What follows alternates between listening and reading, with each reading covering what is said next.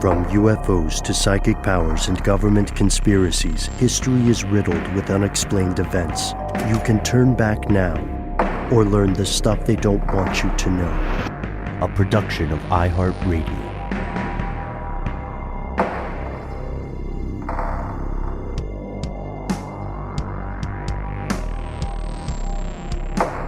Hello, welcome back to the show. My name is Matt. My name is Noel. They call me Ben. We're joined, as always, with our super producer, Paul Mission Control Deck, and most importantly, you are here, and that makes this the stuff they don't want you to know. Here's the thing. People define power in all sorts of ways. For some, money is power. For others, influence. Like while we're recording remotely during the pandemic, you've probably, from Noel and Matt and myself, heard noise in the background that we could not control. I've got some people building a staircase behind my place right now, and having watched the staircase being built from scratch is fun, but it is loud. So if you hear any banging, everything's okay. They're just trying to build a staircase, and we don't have the power to stop them yet. I choose to interpret building a staircase as a metaphor of some kind, like attaining transcendence. We're building a staircase to heaven, like in that Led Zeppelin song. You know what a staircase is really providing you guys? Access. Yes, yeah. For many people, power takes the form of access. There's an excellent Reddit thread you can read if you're familiar with Reddit, where someone breaks down the difference in a day-to-day life of a billionaire versus a multimillionaire. And after a certain point, it entirely comes down to access. You can just, like, if you are, the extreme version would be Jeff Bezos level, and you want to talk to Bill Gates, you can just tell someone you want to talk to Bill Gates, and then you'll have Bill on the phone. You're both billionaires. You have that access. But regardless of how you define power, society is to a large degree going to be defined by who has access to what. And it doesn't matter whether we're talking resources, social contracts, or just where you can physically go. I was thinking about, most people's, I feel like it's safe to assume most people's first experience with the idea of a restricted area, the one you personally remember on a microcosmic level, is going to be something like this. Do you guys have a distant memory of childhood when you were maybe in a place of business and you saw a door that just said private or employees only? I remember a door that said pirate. What was behind that door? Yeah. For me, it was always at the bookstore or like the video store. There was always this one like beaded curtain in the back that said no one under 21 allowed. And I was like, what's behind there? I eventually found out, but then the internet came along and it was rendered kind of irrelevant. But it was definitely a thing that occurred to my childhood brain. Oh, you know what? My grandmother, it's weird that you say this, and I'm having like flashback. My grandmother had a room in her condo that I was not allowed to go into. Oh, it had a big lock on it. A Bluebeard situation. Is this a true story? No. Oh man. Well, we'll cut the part where you say why no. Why are you toying with our emotions like this, Matt? So it is true, though. I think for many people listening to the show today, you have inevitably run into some barrier, whether social or physical, something that you could not breach, unless, of course, you are an immensely powerful person and you see us. There are people in the world, it's true, who can be walking into a business, see a sign that says employees only, and then just buy the business and then say, well, now I'm kind of an employee, let me in. It's just to open that door. Yeah, but those people are very rare compared to the rest of the population.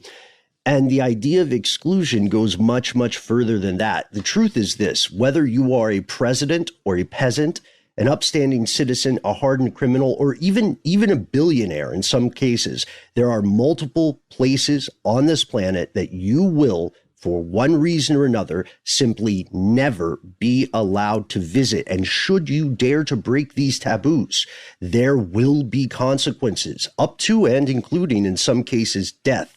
That's the subject of our episode today, the world's strangest restricted areas. Here are the facts. I couldn't not be snarky in the notes. I love the title of this. There should be a Dr. Seuss book named Oh, the Places You Can't Go. I would buy that.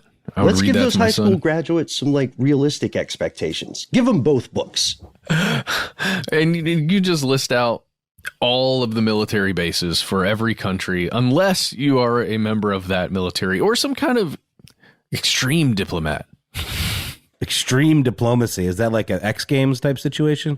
Oh, yeah. It is. It's the UN, but with arm wrestling and I think a little MMA. But here's the thing. Over the centuries, especially in the recent era, human beings have been banned from visiting certain regions or sites across the planet. Before we get into the very weird stuff, and there is a plethora of very weird stuff, it is important to note that often the reasons for these bans aren't sinister or nefarious or conspiratorial. They're actually for pretty wholesome reasons. Yeah, at least according to the official story, right? There it is. So an example is, immediately I see this and I think of sparkling water. It's not LaCroix Cave. It's Lascaux Cave, I believe. Seems like a Lascaux Cave. Yeah, Lascaux Cave. That's in France. And it has been closed to the general public since 1963. But it's not to hide some kind of, clandestine, super secret military government operation. Instead, what it's meant to do is protect and preserve cave paintings that are found inside of this cave, which are over 17,000 years old. Preserving that history is probably not too much of a stretch for most of us to be okay with, I would say. Yeah, unless some of those cave paintings are of, the ancestors that came from Mars a million years ago BC that were contacted by the CIA. Okay. In paint that's composed of elements that don't exist on the periodic table. Or mystical runes of some sort, maybe a different era, but there are possibilities of nefarious cover-ups here. But I think for the most part, this one seems on the up and up. Yeah, there are many places like this. There are sites of ancient human habitation or activity, and knowing what we know about modern humans, allowing tourists to those sites will inevitably result in their degradation, either through like looting or someone writing, Tommy T-Bone was here. In some ancient Göbekli Tepe kind of place, or it'll just be the consequence of completely well-intentioned people like who want to touch stuff and put their nasty human oils and excretions on things. That's why you can't just rub every painting in the museum. They really tend to frown upon that. The docents, is that what they're called? Basically, like, docents are like museum bouncers. They have to have a certain gravitas to fill that role. Otherwise, you just walk all over them, right? I love museums. It's one of the only things I miss from before the pandemic. Like, and it's always fun when you're in a museum because some of the most well-dressed people are the volunteers who are there to make sure you're not just like, having a synesthesia moment rubbing these paintings. And it's... I think you can tell I've been kicked out of some museums, but as long as they're not metal paints, we're okay. Right. You're right, Matt. But it seems like a good job, doesn't it? You get. Oh yeah. I don't know if you get paid or if everybody's volunteer, but you go from 4 to 8 hours or so, and you just hang out with some of the most meaningful art in the world. And just all you got to do is watch some people and just check for sketch. That's all. Check for sketch. I love it. There's a museum. Let's say this. There's a museum-like place that is completely off limits that exists way out in the middle of nowhere in Svalbard. It's a museum-like place. And I only say that because, no, it's actually not museum-like. It's really just a storage facility that's super cool. Yeah, and it's definitely not public storage. It's storage for the public of the future, which we are not. That is why we cannot visit the Doomsday Vault in Svalbard. You've heard of it before, especially if you listen to this show. It's the repository for thousands and thousands of seeds. It's a flora version of Noah's Ark, essentially. And this is the one that inspired the Nabisco or whatever company to make a Oreo vault nearby. Yes, that's correct. And hopefully more people will get on board with this kind of preservation, the idea is solid. They say, what if things get even worse than they are now? What if some crops or some plants are completely eradicated? This is our way to bring them back. It's a brilliant idea, and it makes sense that not everybody can visit. It's you're not absolutely banned. There are ways to get in, but you have to have a compelling reason, and you need to have expertise or be the people who make sure that the storage is working, that the climate controls are working. Or be with the AP, the Associated Press or something, and you're specifically doing an article on it. Sometimes I've seen they'll let people in. Yeah, press pass or documentary or something. But then there's another somewhat wholesome example would be Surtsey Island, which is also far north. It's in Iceland. This is interesting. A lot of people forget this. Earth is a living thing, right? And it's going through its David Bowie-esque changes all the time, and they don't always make the news. Surtsey Island is one of the newest islands on the planet. People watched this island just, happen from 1963, 1967. A series of volcanic eruptions turned ocean into land. And how cool is that? That means that this place, if you don't immediately ruin it with Oreo container wrappers from the nearby vault, and people who show up to the island just rubbing stuff. That's how I picture people now after researching this. But yeah, if you can prevent this new island from being touched copiously by people, then you could observe how life begins, in a way, how life is transferred through the air and through the water to a completely remote place, and then just watch it essentially evolve. How about microevolution? I don't know what you would call it, but you can look at it almost like the Galapagos Islands beginning or something. Mm-hmm. It's pretty cool. So it's shut off from the world so that select few scientists, just like the vault, can go there and perform experiments, keep track of everything that's happening and how things are changing on the island. Yeah, they want to see especially how this is unique because scientists were able to prevent the public from ever going onto this land. So they're primarily focusing on watching how life arrives at this island and how it colonizes this island. And, you make a fantastic point, Matt. If they can keep this situation going for long enough, then they may begin to see different types of speciation that are driven by the constraints of living on this island that has, that's a new idea functionally. It really is. And one of the coolest things just in reading about the island are the number of birds that end up there, the number of species of birds that end up there, and like salamanders and other amphibians, and just really interesting. It's so cool. How they get there. Yeah, like life just shows up, man. I know. It is amazing considering like the arduous journey they take. This is an island, and these birds, it starts with like mold and bacteria and fungi, and then all of a sudden there are plants and there are all these birds. It's awesome if you're a bird. There are no predators in this new land for now. And I'm still baffled by how things that are not, sea or flight worthy end up there. It's pretty fascinating. Sounds like I'd have a lovely time on this island. I think you would hate it. Commingling with my bird brethren. Mm-hmm. Your birdren. Yeah.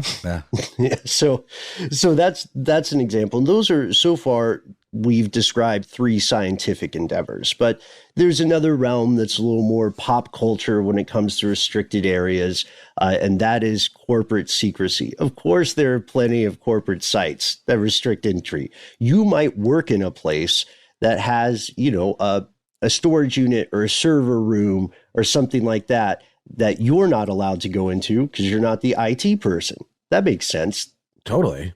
I happened to, for a work related thing a couple of years ago, end up at, I think it was A&W, or it was some like soda company that also makes like Gatorade type drinks. And in their corporate offices, which is in like Dallas, Texas, they had a pretty serious security protocol just to get into where the meeting rooms are, because also back there are the flavor labs where they're making all this like very like top secret intellectual property, which at the end of the day, that's what these recipes are, right?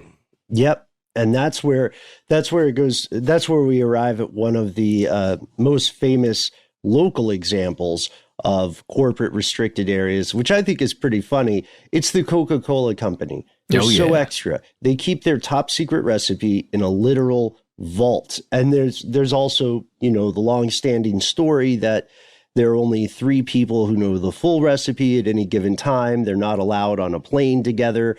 The vault is definitely true. Since 2011, it's been in an Atlanta museum, the Coca-Cola Museum, and people can visit the museum every day. It's great if you love propaganda, which I do.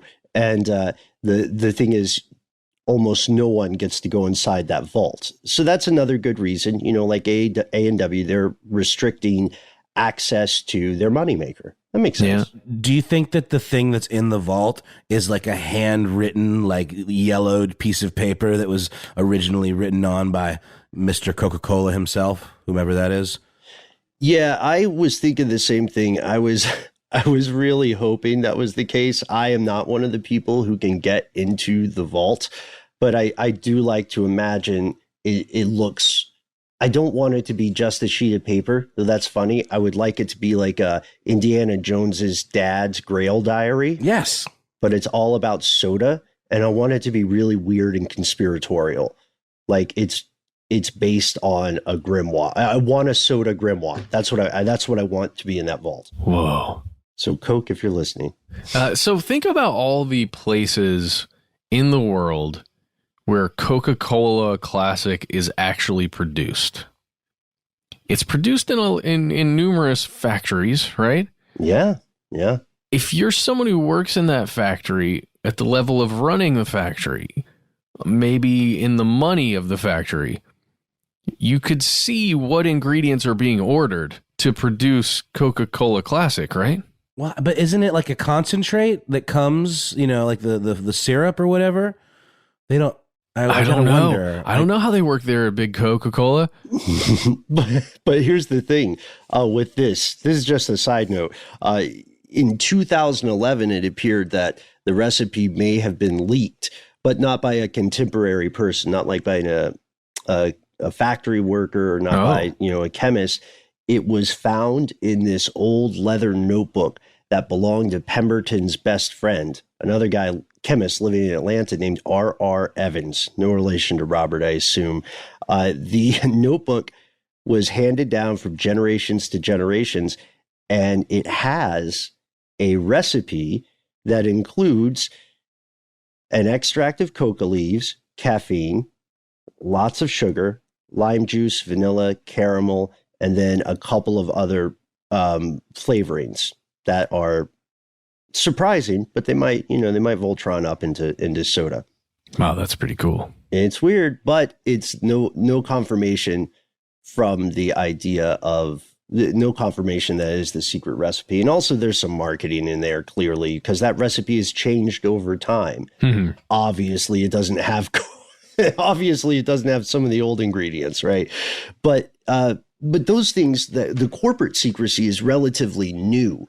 The most, historically speaking, the oldest existing restricted sites tend to be holy sites, by which we mean only certain groups are allowed in there due to their perceived religious significance. Yes, and one of these examples is in Japan. It's called the Ise Grand Shrine, and only members of the Japanese royal family are allowed to enter. It's really interesting that it goes through cycles of continual reconstruction at steady increments. It's a really interesting place. It's beautiful. Yeah, it's the most sacred Shinto shrine in the country. Dates back to the 3rd century. The legend is that it's home to this sacred mirror that was given to the first emperor of Japan by an actual deity, by the sun goddess. So it's strange because you can enter it if you're one of the people rebuilding the shrine, or if you're a member of the Japanese royal family. So start evaluating your marriage prospects. Good luck. Or get really, really good at carpentry and fluent in Japanese. And you know what? Be Japanese. That is your best chance. Yeah, that's your baseline. But that's also a part of a spiritual value system. So who are you as someone outside of that value system to say, I should be the exception?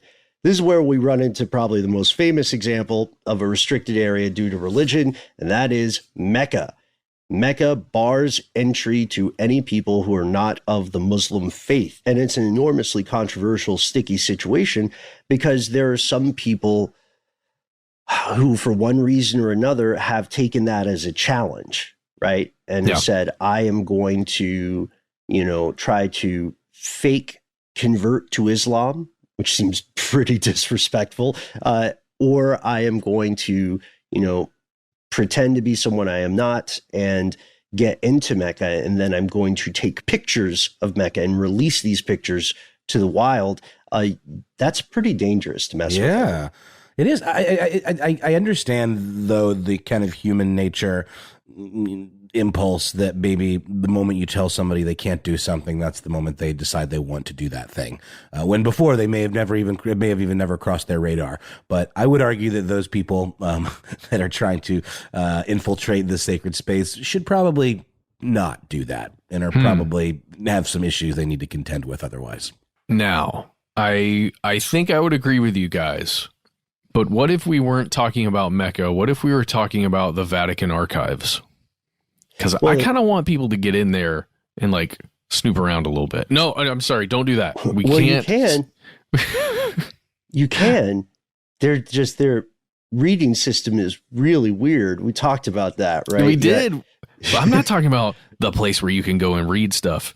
I mean, like really looking around, you want a free roam. No, they're not gonna let you do an open world sandbox vibe there. You have to know exactly what you're asking for. You have to know that it already exists, and you kind of have to know where it is. All you have to do is become, a Vatican banker and or Pope. So you should be good. I mean, somebody could do it.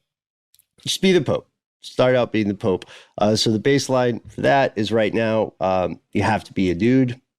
So they're just like being a member of the royal family of Japan. There are restrictions, and it could be argued very easily that these sites are practicing discrimination, right? Whether or not you can visit these sites is dependent upon your social standing or your involvement in a belief system.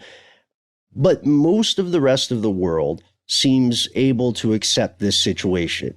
It's an easy thing to accept, I think, for a lot of people. You'd say, why go out of your way to disrespect someone else's belief system for no other reason than what you want to run up and just like start touching stuff? Again, I'm keeping this idea. Keeping the idea of tourists just like licking their palms and rubbing ancient sculptures.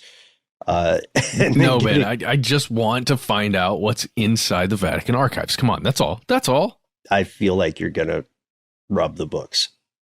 I look, if I needed to, actually, no, I wouldn't, because I'd be in there, you have to wear gloves. Sneaky spy style. I would have gloves on to, protect my identity. Isn't there a movie with this as the plot? So many, I'm sure.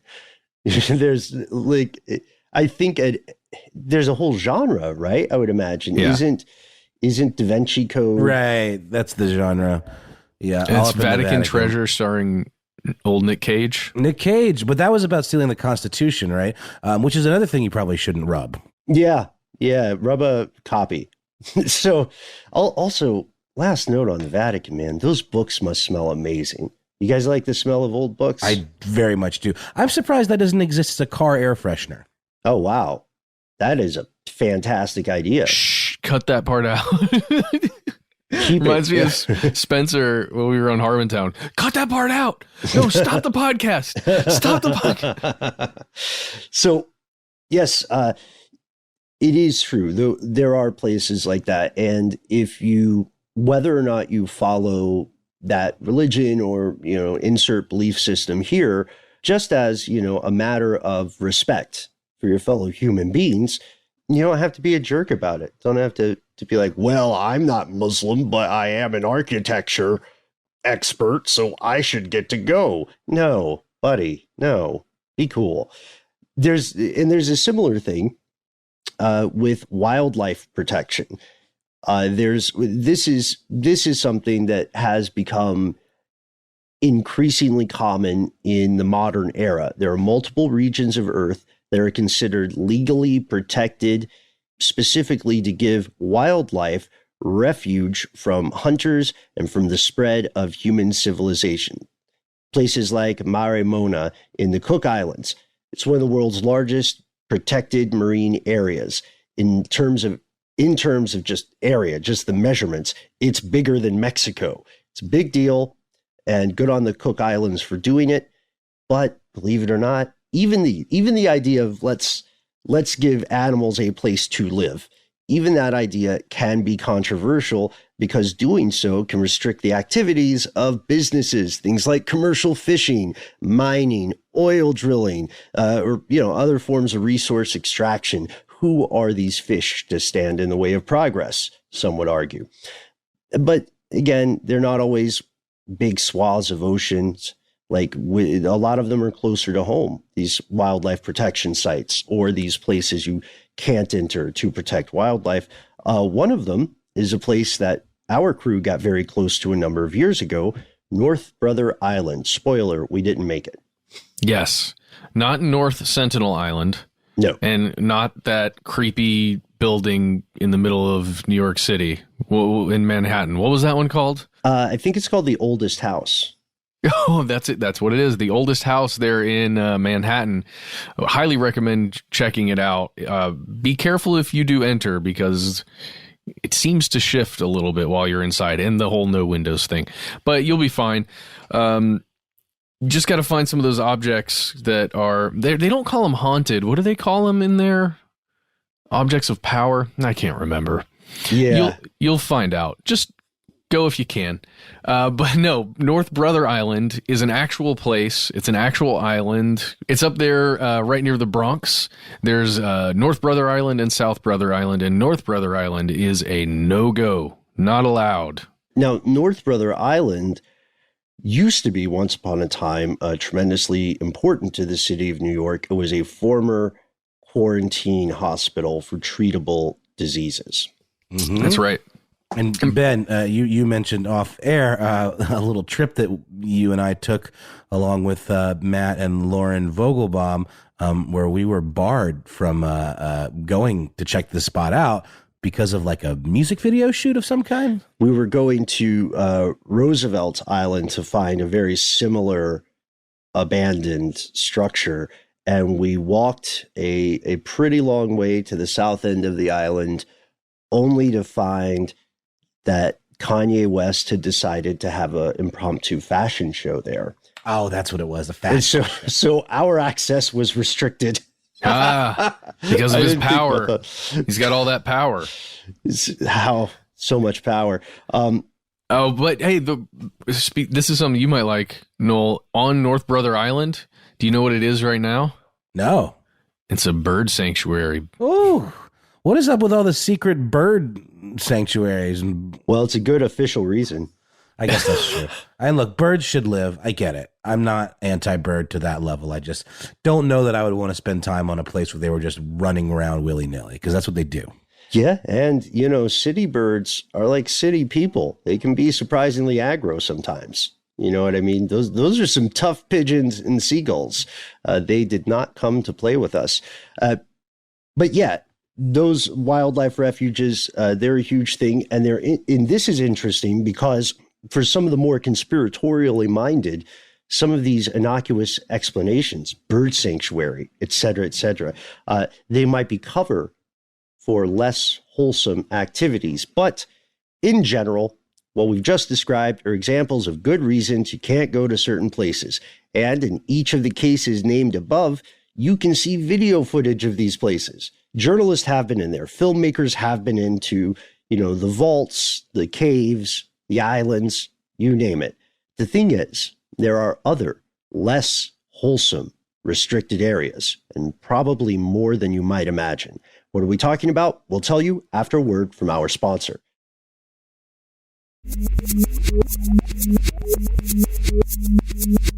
Here's where it gets crazy.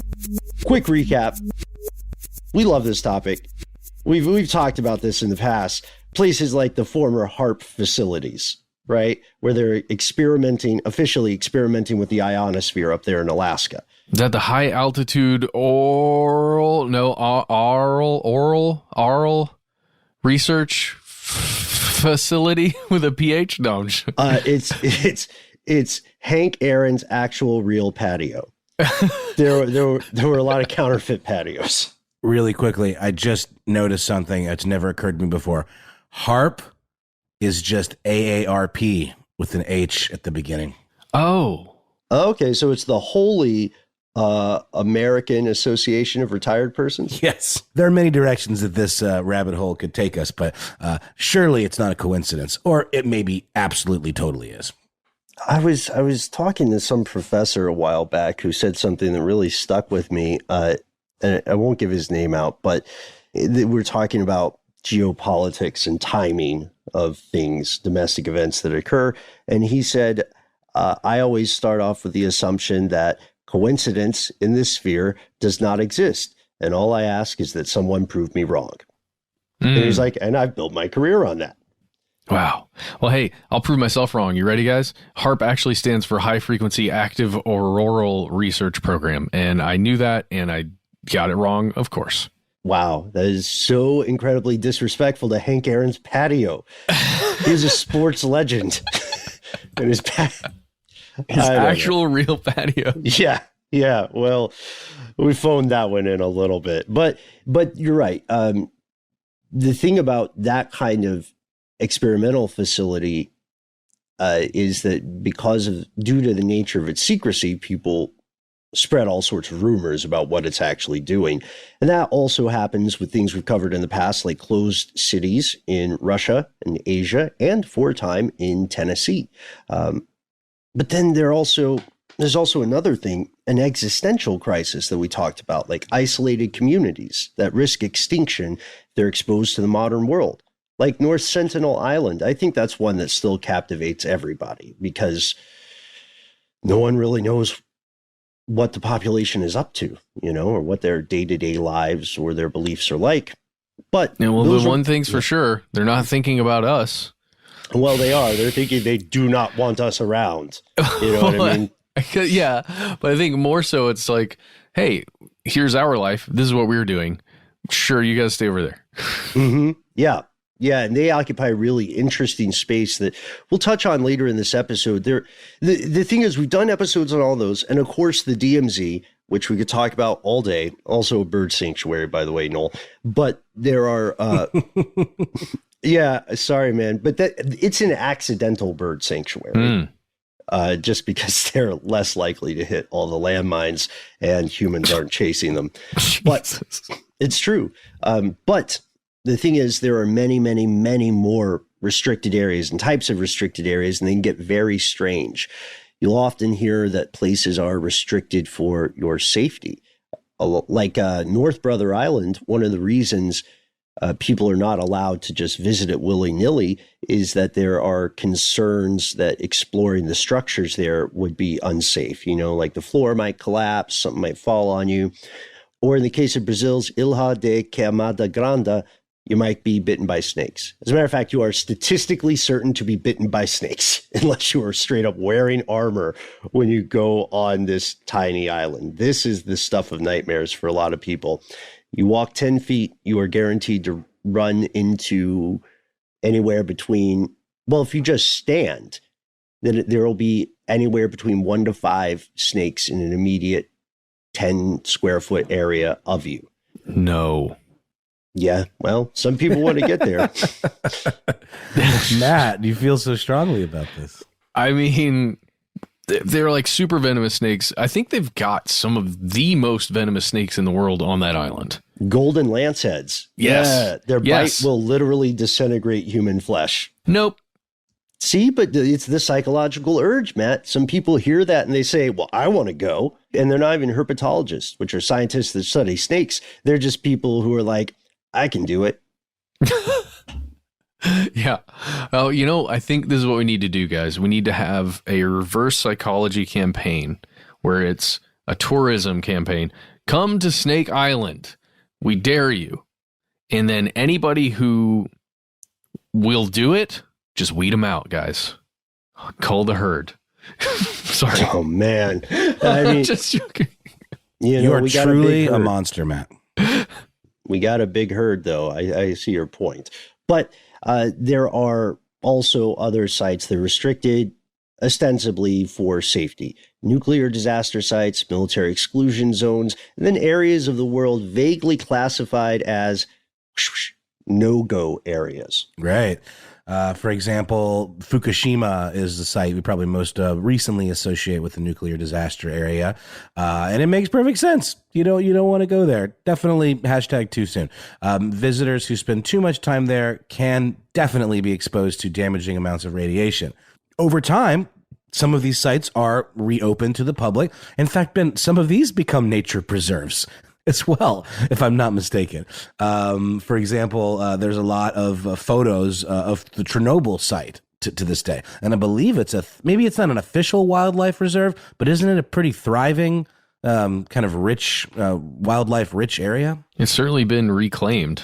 Yeah, you're absolutely right, guys, because there's this ongoing debate in Chernobyl specifically about to what extent flora and fauna were affected by the contamination. And there are two big reasons that this happens. First, it gives scientists the ability to study the long tail effects of contamination on living organisms so they can see rates of mutation. As comic book as it sounds, that really is true. And then, just to your point, just like the DMZ, because there are fewer human beings running around, the populations of large mammals are increasing. So, yeah, it naturally becomes a wildlife preserve. Like in the case of the DMZ, one of the big rumors, legends, the thing that we all kind of Fox Mulder want to believe is the idea that there may be large apex predator felines there. Tigers, unproven. And probably, honestly, they're probably not at the DMZ just because that area of the world is so heavily surveilled. But I want it to be true. I can imagine tiger bears emerging from Chernobyl. How cool would that be, right? All the strength of a bear and the cunning of a tiger. I don't know. I say that like tigers couldn't also clearly whip the snot out of 99.9% of human beings, 1-to-1 unarmed PvP. But the other thing we should say is that, like you said, Noel, over time, these sites do become less contaminated. So, for example, you can visit parts of Fukushima. The Fukushima exclusion zone is not the entirety of Fukushima, and residents who had to evacuate due to the nuclear disaster, many of them have been able to return to their homes. So the nuclear disaster sites are legit, and they do slowly reopen at time. In a lot of cases, they're not necessarily hiding anything. After the original disaster hits and the inevitable cover-up fails, which they always do, then the world is aware of these, and experts visit, to measure radiation, to see the long-term effects of contamination on the ecosystem. Why can't people go there? Free world, right? If I want to go risk contamination to see a tiger bear, that's my life to live, big government. But the main issue really is kind of boring. It's liability. Imagine if you're Ukraine and you're just allowing anybody to visit Chernobyl, even though it's not safe, before the radiation has begun to dissipate or diminish. People are going to start coming to you and saying, hey, I got cancer from hanging out at Chernobyl and you let me. Oh, yeah, you could totally see something like that happening. It would make sense. So another entry in this kind of category of forbidden places would be military exclusion zones, Ben, which you mentioned a little while ago. this again makes sense. There's a lot of dangerous things that civilians would not want to be exposed to, but also secrets. And so there are quite a lot of these military restricted zones throughout the world. Some are temporary, and some are quite disturbingly permanent. Military installations, you got to have lots of clearances. You know the drill. If you've ever been to a military base, even it's like visiting like a Hollywood movie studio. You have to check in with the guy at the little turnstile, and you have to be on a list of some kind. You have to show identification and be cleared and have like a contact that you're visiting, and then they'll let you through. But you have to go to the specific place that you're going. It's not like you can just like roam around free. So, you know, a lot of these facilities have attracted lots of interest and speculation, like, for example, places like Area 51, which, as we know, there was a big kind of mass visitation of Area 51 recently that I think ended up being a little more underwhelming than what the press would have had us believe. Isn't that right, Ben? Mm-hmm. Yeah. That's where you saw people doing the very specific running meme with their arms back. The Naruto run. Yeah, the Naruto run. That became kind of a shared online meme / stunt. I don't remember how many people did actually show up to Groom Lake or Area 51 on that particular day, but they were very ill-informed in doing so. The government is legally allowed to murder you. If you go past the signs. They will give you a warning, but if you keep going, they can shoot you. I think there were more, I'd want to look at the numbers, but I think there were more people at the newest meme gathering, which was the now infamous Battle of the Joshes. You guys heard about that? We talked about that, right? No, maybe we didn't, but we've discussed it maybe off mic, but it ended up being like a pool noodle fight or something. Mm-hmm. They use those fun doodles or whatever they're called. Who won? Josh. I got some guy named Josh. Which thank you, Matt. That was such a gift, that setup. So yeah, we have to have these exclusion zones, but then there are other places. Everything we mentioned is a place that is known. It's on a map somewhere. It is officially acknowledged and allowed to exist, but there are other places, quite a few of them, like black sites or like research stations in remote parts of the globe. These can go decades with their existence or purpose never being officially acknowledged. And the logic here is kind of sound. It's much harder to find a place if you don't know where it is, what it's built for, or whether it really exists. Yeah. Governments generally try and keep their torture dungeons off limits to people or hidden. Which is what we know black sites can be used for. Not always. Sure. But you're right. They are, black sites or black boxes, in terms of information. We only learn about what goes on there, what laws are being broken when it's a little too late to save the people involved or the victims, who can be innocent, right? Then we have this other thing called no-go areas.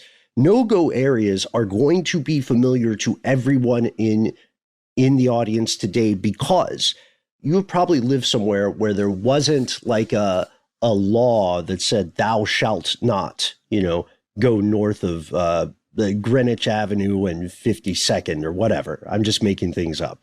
I hope that's not a real neighborhood. If it is, sorry, guys. You've heard of no-go areas maybe being described as the bad part of town, the wrong side of the tracks. A no-go area is often, the most general way to describe it is a place that has restrictions, whether legal or informal, that prevent outsiders from entering and or, fears that if you visit there and you are not welcome, you are putting your life at risk. And there's a Venn diagram here. It's pretty interesting. Like North Sentinel Island is both legally a protected area and then locally acknowledged as a definite no-go. Everybody living on the islands around North Sentinel Island, they all know, and none of them want to visit. They know the score, decades, centuries before that unfortunate missionary visited on his well-intentioned but ill-informed mission.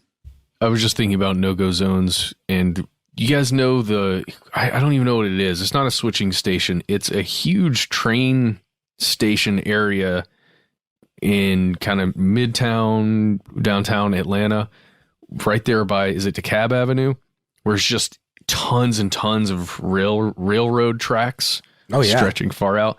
I'm just thinking about how much of a no-go zone that is legally and safety-wise. Yeah, well, you know what's interesting there, Matt? That goes into, God, I still want to do a series called Invisible America or Underground America. That goes in, there is a group of people, a migratory population, who uses those trains as their primary mode of travel. And that they have I've talked to some of those folks, and they have stories about how to get in and out of those places. Stuff gets dicey, stuff gets hairy. But yeah, they are no-go zones, but I think we can get in. We cannot officially on this show say it's easier to get into those places than you think. We cannot officially say that. But I'm sure we have. I would not be surprised if we have some fellow listeners in the audience who have personal experience with this, or maybe on some freight as we speak. If that's the case, stay safe out there, folks. Don't let the bulls find you. And so you're right. Your city has a bunch of no-go areas. Your town has no-go areas. And the thing is, in recent years, you'll hear this phrase used in a politically charged context.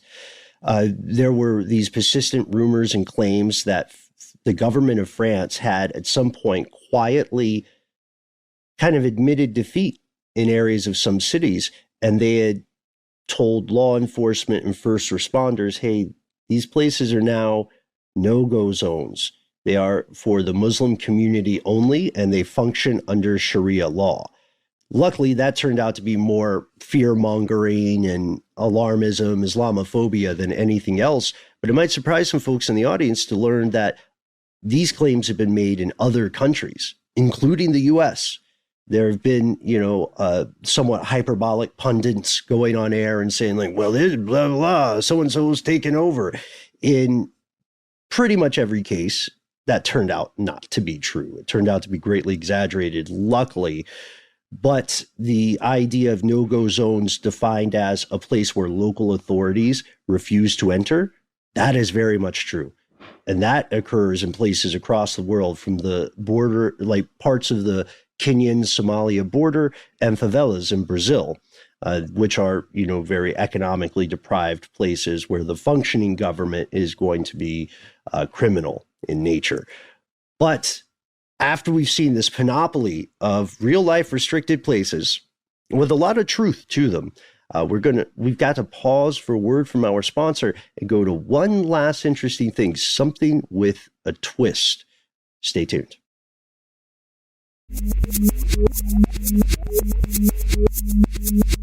And we have returned. As promised, it gets weirder. There are, apparently, some areas of the world that are restricted not due to fears of religion, not due to fears of, crime or nuclear contamination, but instead, these areas of the world are restricted due to supernatural concerns. That's right, folks. You heard us correctly. Supernatural concerns. Sounds like the opening of a horror story, but there are actually a few sites that appear to restrict access due to, get this, the presence of ghosts. Yeah. Yeah, there's this place called Bangar Fort. I think that's how you would say it. It's in India, and you can go there during regular, let's say, business hours. You can hang around, you can hang out there, but if you want to go when it's dark, you have to secure a government permit. And it's basically, I don't know, for me, it's to keep track of who's going to die tonight. I'm just joking. That's not what it is. I love it. I love it. You waive your right to life when you sign the permit. Maybe the permit considers you legally dead. You're allowed to enter. Well, and they have something to recover once you become non-corporeal on the site. Yeah, it's so interesting because it is, the way it's phrased is specifically before dawn or after sundown. And at first blush, this could be a policy of almost any common public park, right? A lot of parks have hours that are delineated in terms of the clock, or they just simply say, the park is closed at sunset. Mm-hmm. But this place is different. It's pretty old. It was built in 1573. A famine struck in 1783. It has been uninhabited ever since, and there are a lot of local legends about the place. Some nearby villages don't even bother making rooftops. Whoa. What? Yeah, there's this superstition, or a common belief we should call it, that the moment a rooftop is built on a house that's too close to the fort, the roof will inexplicably collapse. And normally this would just be a fun regional tall tale, right? Like Mothman or something. But this is ancient. It's been around for a while, and the government of India went official with its warning. That's really intense, man. I tell you what this reminds me of. It's something that some people know about, but it is very regional. I grew up in a town called Augusta, Georgia, and not terribly far from there's a place called Murphy Village, where a group of individuals live they refer to themselves as Irish travelers. I'm not exactly sure what their exact background is, but they live in a compound, and they they do odd jobs. They'll go on the road and do house painting jobs, and they're sort of a little bit notorious for being kind of hucksters and trying to put one over on people. And you see often groups of them like at the local mall or like movie theater. And they have a certain look. They dress a certain way. They have very large hair, very seems like they're from the 80s, kind of like stuck in time, or unstuck in time rather. But outsiders are not permitted in Murphy Village. I've known some friends that tried to, pop in just to take a look at the houses, and they were chased out very violently with guns and stuff. But one thing that they do there is they build houses and they live in trailers behind them for a year or more. And they cover the windows in tinfoil. And it's meant to exorcise the evil spirits of some kind, to keep them from, inhabiting the house. So they build these houses and they don't live in them for a year. They literally live in almost like a camp type situation out back. And they have all these special things they do, ritualistic kind of things. And then they, move into the houses after this acceptable cleansing period has passed. Interesting. Temporarily, supernaturally restricted areas. Mm-hmm. Mm-hmm. Well, permanently restricted to us, but exactly, the houses are restricted for a time for anybody to enter. So you could argue that what it has in common with Bangalore Fort is the idea of architecturally based superstition. But you get to have a roof. You should get a roof. It does come with a roof. But what I was getting at when I said the government of India went official with these warnings is that there are signposts that have explicit instructions. And if you translate from the Hindi, it says the following: entering the borders of Bangar before sunrise and after sunset is strictly prohibited. Legal action will be taken against anyone who does not follow these instructions. Wait for it. Be warned before you step in the ghost town of India. That's a little tantalizing for a official government warning. Ooh. They know what they're doing with that warning. Now, you and me and everybody else, we have to go now. Well, we also can consider ourselves warned. They've done their due diligence. So, Well, also, none of us speak or read Hindi. So we can always pull the dumb tourist thing, which I am sure they love. Oh, sorry, officer. I didn't know I couldn't do that. Nice. Right? I think that was always a good observation. But there's another place. This isn't the only place. Over in Italy, less than half a mile from Venice, there's a island called the Poveglia Plague Island, and it also has a sinister spectral reputation. If you are a fan of the reality shows that pretend to investigate paranormal activities and ghosts, the ones that take like a WWE approach to plunging the depths of the unknown, then you've probably seen something about this plague island. From 1793 to 1814, it was used as what's called a lazaretto, which was a plague quarantine station. This was kind of similar to North Brother Island, but what they were doing is they were taking people who were sailing in to Venice, and because of fears of the plague, they were taking them in and they were holding them in a way that's similar to the mandatory 2-week quarantine that was imposed on international travelers during the heyday of COVID. It's a good idea, but we also have to consider the plague is a completely different infection in comparison to COVID. And that meant that a lot of people who showed up at this lazaretto were on their last legs. They were in late stages of the plague when they set off. Yeah, it's estimated that 160,000 infected individuals lived out their final days and hours even there. So there's a lot of rumor that about 50% of the soil there consists of human remains. This makes me think of those leper colonies a little bit. And, you know, over the years, there have been investigations at this and other lazarettos, places where quarantine facilities essentially are areas. And there were discoveries that there were mass graves in many of these areas. And this one, at least at the time of this recording where we're talking to you right now, it is yet to be fully investigated. So they haven't dug up a ton of the soil and actually done a lot of testing there to check those rumors about human remains or to find graves, mass graves, or any kind of graves. But we did, as you mentioned, Ben, paranormal shows love it.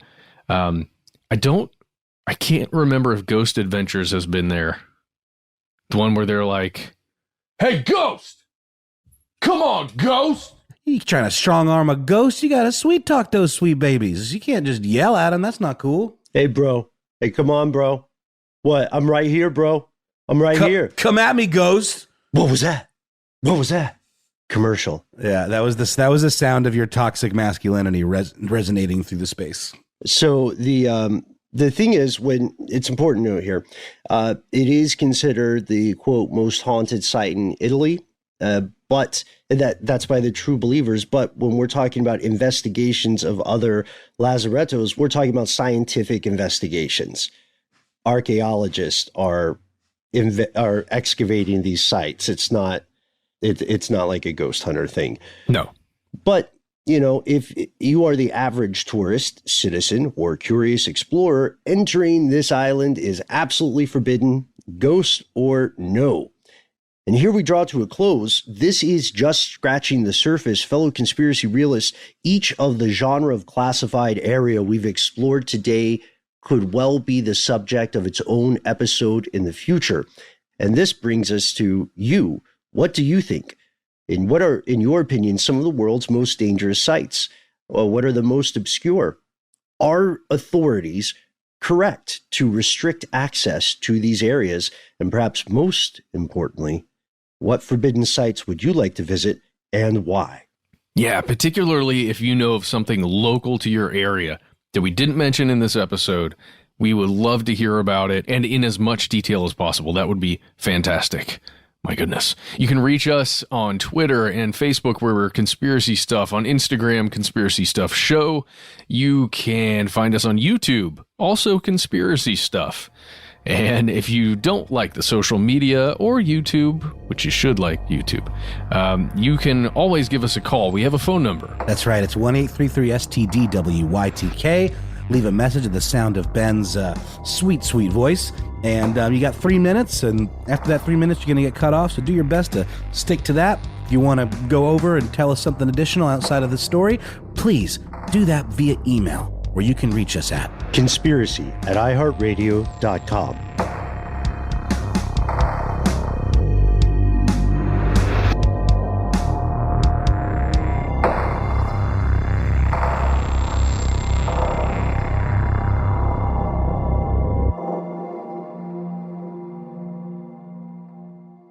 Stuff They Don't Want You to Know is a production of iHeartRadio. For more podcasts from iHeartRadio, visit the iHeartRadio app, Apple Podcasts, or wherever you listen to your favorite shows.